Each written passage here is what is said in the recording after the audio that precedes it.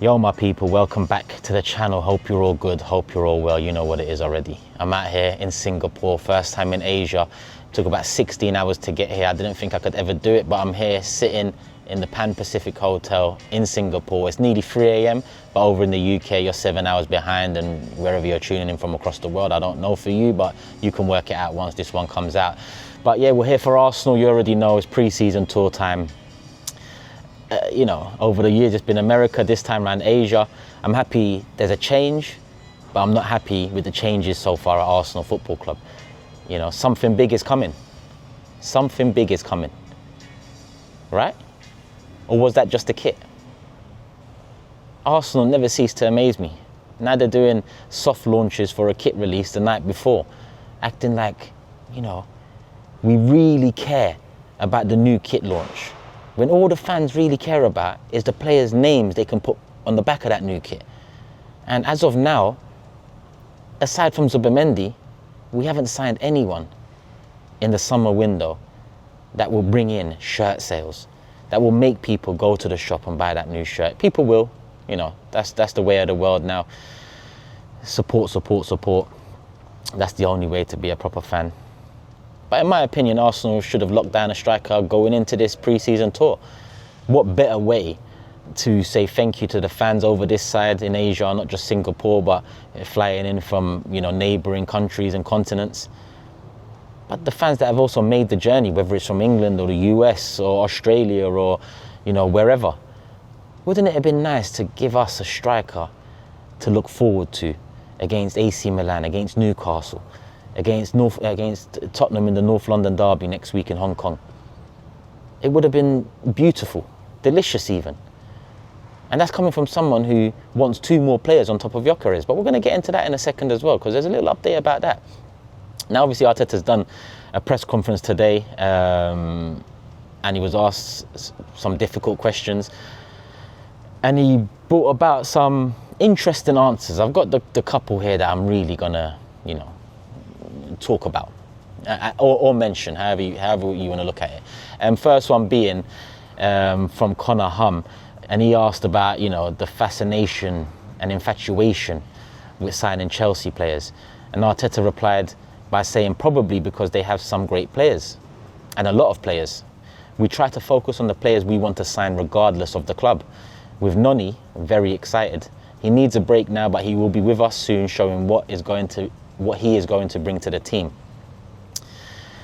That answer was some nonsense, honestly. I like the question because, you know, it'd be nice to understand a bit more. And with Mikel saying they got great players, and you look at the track record of our signings from Chelsea, come on, Mikel, you're a smarter man than that. And a lot of us fans are smarter than that answer deserved. Now, I'm not saying expose the whole thing, you know, but for me, yeah, Chelsea, great players. I mean, they have a few, but that's not the players that, you know, we're going in for. We're going for the ones that they don't want. They're happy to see the back of. They're no longer interested in. That's who we go for from Chelsea. But listen, this ain't about Noni, this ain't about Chelsea. It's just a general catch-up. Let's call it a general catch-up. A few different updates. That was the first one. He was also asked about, one sec, let me find it. He was also asked about new signings lifting the team, and, you know, he talked about shaking the tree, and they bring a new excitement, new energy, signed very important players apparently, and everyone knows the height has to reach a new level. Okay, I agree with that last bit there. Asked about the motivation after finishing second 3 years straight. He says, I don't have to convince them. Okay, I stopped there. You don't have to convince them? Okay, we will see next season, because finishing second 3 years in a row, and in the fashion we did last year where we dropped off from the previous 2, you know, there's going to be some motivation required to get the core of this team back into that mode of this is going to be our season. 3 setbacks, 3 knockbacks like that over the last 3 years, second, and then second again to the team that finished third the previous 2 years behind us. Doesn't read well, doesn't feel good. And to be honest, you know, I'm sure the same resonates for the players, the club, the manager, everyone involved. Everyone involved. But the transfer window is a time to, you know, bring about reassurances, bring about key changes, bring about an element of risk taking. And I just don't feel like we have done that yet. So for Mikel to be so chirpy and bouncy about the window and talk about quality and excitement and, you know, great players, I'm not quite there yet. I'm not quite there yet. And continue watching the video, people. Hit the like button, make sure you subscribe, because I know there's a lot of you right now saying he's always negative. You lot stay right here, because I've seen your comments. You lot stay right here, because there's a few things we need to address. There's a few things we need to address. Now, we've bought Noni, right? We've bought Noni. Chelsea are going in for Simmons. Xavi Simmons, RB Leipzig. Is he better than Noni? Would it be more exciting? Would it be more intriguing, more interesting? Hell yes to all of those questions, all of the above, below, beyond. Xavi Simmons is a quality young player that has played at the highest level. Not always excelled, but played at the highest level. Don't forget, Barcelona Academy, left there 16 years of age, 17 years of age, went over to PSG. Young man, had a season there, didn't quite get the game time, went over to PSV in a deal that I look at the time and in hindsight, and I just don't really understand it, but played for PSV, had his breakthrough season. PSG swooped back in, €6 million release clause that they added into that deal, and they take their man back and then drop him right back off to RB Leipzig, where he's done well.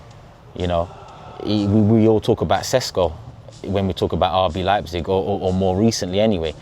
But I've always, you know, kept a keen eye on Xavi Simmons. And when you look at the positions that he plays in, primarily left wing. I say primarily, it's just about primarily, because he is, you know, quality in the attacking midfield, number 10 position too. He can carry the ball well, he's got inventiveness, he can go both ways, predominantly right-footed. But he's also played on the right wing too, which helps mould you into a better winger, right? You know, we've talked about Rodrigo. A lot of people are mentioning Noni being our left winger, even though he's played a handful of games. So yes, wingers in this day and age, it's nice of them to be able to play both sides. But Xavi Simmons has done it. I'm not saying he's been a world beater at doing it, but he's done it. And he's been quality.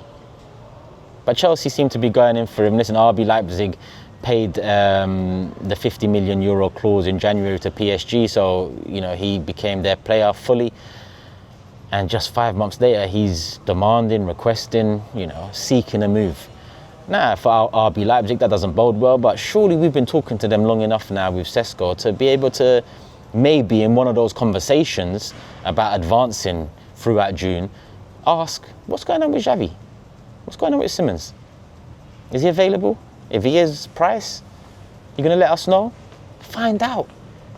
Because again, the profile of Xavi Simmons suits us a lot more than the profile of Noni Madueke. But let's not get into all that, because Chelsea, this ain't, you know, a Chelsea fan channel. I'm an Arsenal fan. I'm just giving you the perspective from a different angle.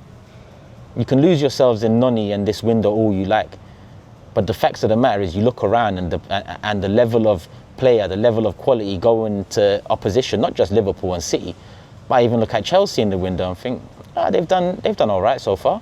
I look at Man United and they've moved slow, but Cunha and Mbomo, top signings. Now, I'm not worried about United, people. I'm just saying, look at the quality that's been moving around the league.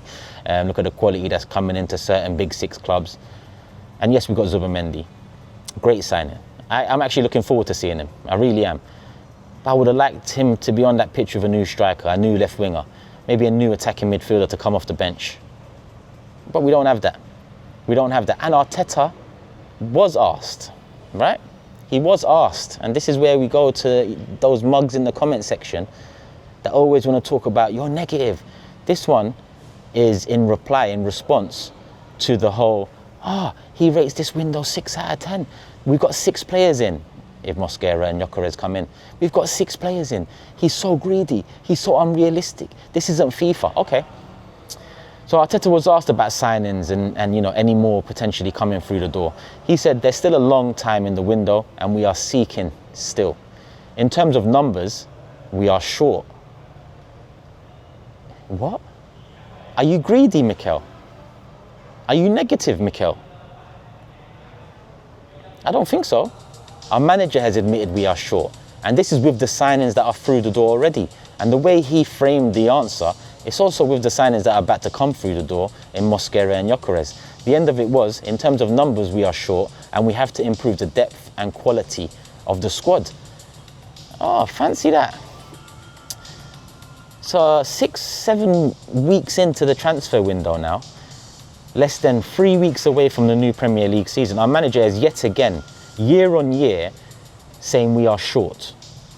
Now last year, you know, we said to ourselves, he likes a smaller team, maybe this is what he wants. Nah, we found that out real quick in the season. So if you tell yourself those lies again, come off the channel, because I'm tired of you. I'm tired of you. Can't paint everything in gold. It's not going to shine the same way. So let's just retrace quickly. So Arteta's admitted we are short. We've signed Noni Madueke. Chelsea seem to be going in for Simmons, and regardless of them going in for Simmons, you know, there's players out there that I look at that Arsenal really should be looking at next. And I say next, that's because we're still and ahhing about Gyökeres. Liverpool inquired about Isak, put it out there they want Isak, essentially, you know, put a rough bid in the air. Newcastle rejected it. Liverpool went to deal with Frankfurt, had a couple of phone calls, and they've got a 79 mil all-in deal agreed for Ekitike. Now, do I want Ekitike? No, I think he's young, I think he's inexperienced, and I don't think he's the right fit for us right now. But for Liverpool, who have experience, who have winners across the board in that squad, maybe a young striker signing is the way to go. We're in very different places, very different circumstances. Yes, challenging for the same honours, or hopefully so. But the people that are, you know, softening the blow by saying, oh, Ekitike's a young striker, you wouldn't take him if, you know, Arsenal were interested. I wouldn't, because we need experienced players that are ready to hit the ground running and are ready to win. So that's why I look at Ekitike and think, you know what, there's some quality there, there's some intrigue there, interesting, but not for me. But the point is, Liverpool approached a striker that we should have, you know, made a bid for, inquired about previously, because we're in much more need of a striker than anyone in the league. Anyone. But we didn't do that. And the Telegraph are even reporting today that Isak's quite unsettled. I know there might be some interest from Saudi. I know his agents had a few words to say over the last couple of days. But lo and behold, Liverpool show some interest, and a week later, even though they've got their man, Isak seems slightly unsettled. Why? Because it's not just Champions League football these top players want. They want a chance at winning the top awards, the top trophies. It's not just getting into the Champions League they want. So we should have tested the waters, but we didn't. Liverpool did. They're not getting him. They're getting Ekitike. But Isak, probably in a year's time, if not this summer, to wherever. I don't know how deep that Saudi interest is, and I don't think that should be the next step he takes. But in a year, with 2 years left on his contract, with rumours that, you know, he is unsettled, and Liverpool already shown an interest. Arsenal supposedly have an interest, but we can't ever clarify or guarantee that. It's going to be interesting to see which way the Isak stuff goes. It's going to be interesting to see the way the Isak stuff goes. So, all in, I ain't even spoken about Eze, and I've briefly mentioned Rodrigo, who, to be honest, is closer linked to Liverpool now than anyone else. Not that he was ever strongly linked to Arsenal Football Club. It's more a dream than anything. But really, dreams, when you support a top club, a big six club, a club that really want to win and, you know, and show that they mean business, dreams become reality a lot of the time. Wirtz was probably a dream for Liverpool fans not too long ago. You know, you consider the link to City, De Bruyne going out of nowhere, Liverpool swoop in and get one of the best creative midfielders in world football. Bob's your uncle real early in June. Have some of that. And don't forget, our manager said it's important to be proactive in the windows. Don't forget that, people. Don't forget that. But, you know, I started this video not too long ago. I had to stop it, people, because I saw an update from Fabrizio Romano, and I thought, we've got to get this update in. We've got to get it in. Where is it, man? Let me find it. Here we go. Fabrizio Romano update about an hour ago now. Xavi Simmons has opened doors to Chelsea move after direct contact with his camp. Club-to-club talks will start from Tuesday, as Chelsea Leipzig will discuss deal. For Chelsea, deal depends on outgoings. Okay. But we talked about Xavi Simmons, right? It's not about Xavi Simmons. It's this last sentence here from Fabrizio Romano. Arsenal remain also keen. We're keen on a lot of people, right?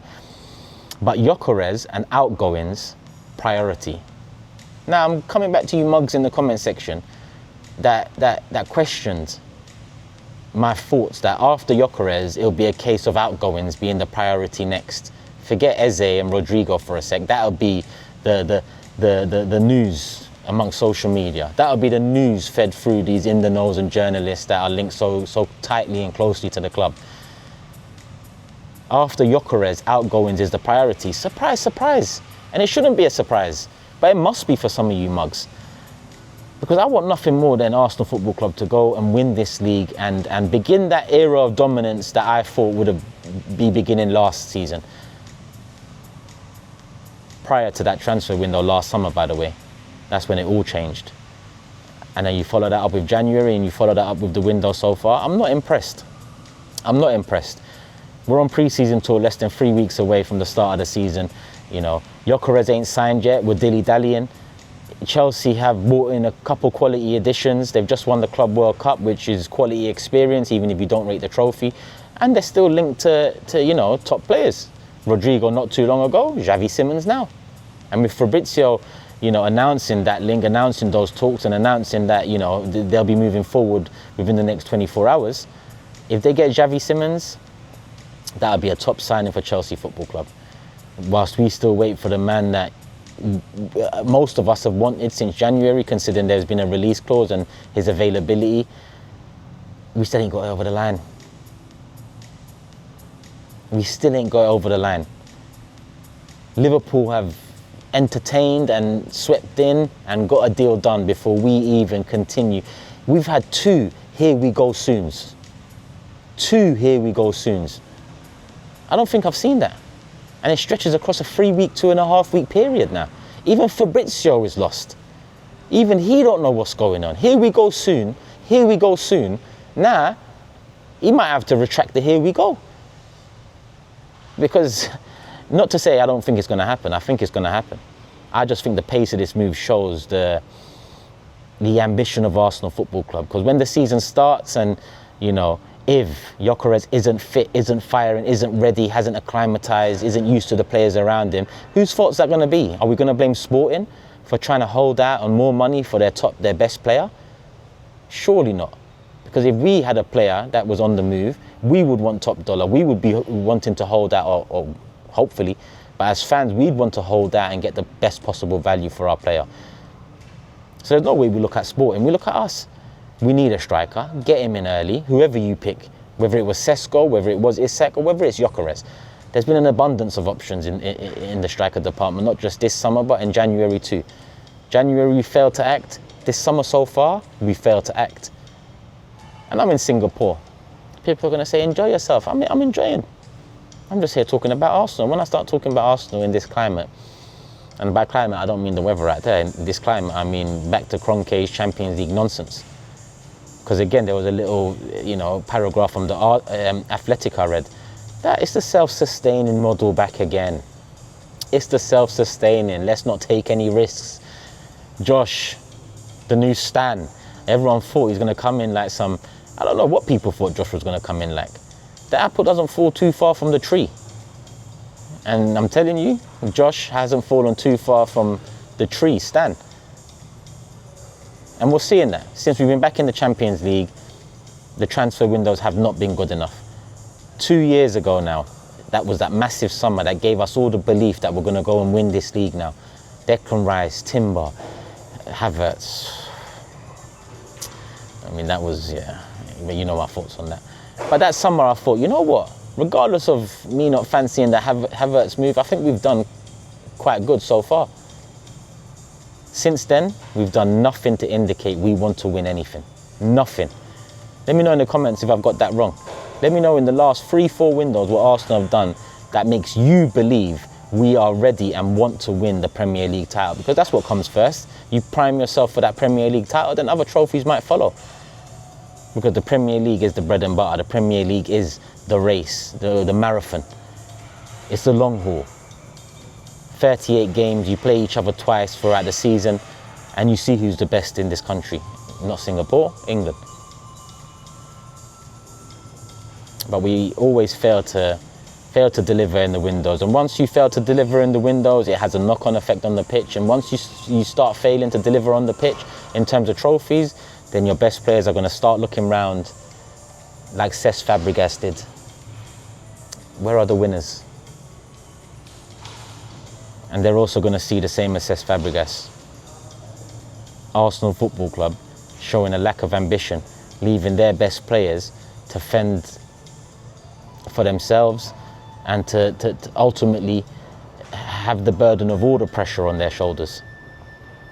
We've got to win this season, people, and so far in the window we haven't done enough, and I look around and it doesn't make me any happier. Maybe I should stop looking around. Hit the like button, make sure you subscribe, people. Love for the love. I'll be back when I'm back. Peace.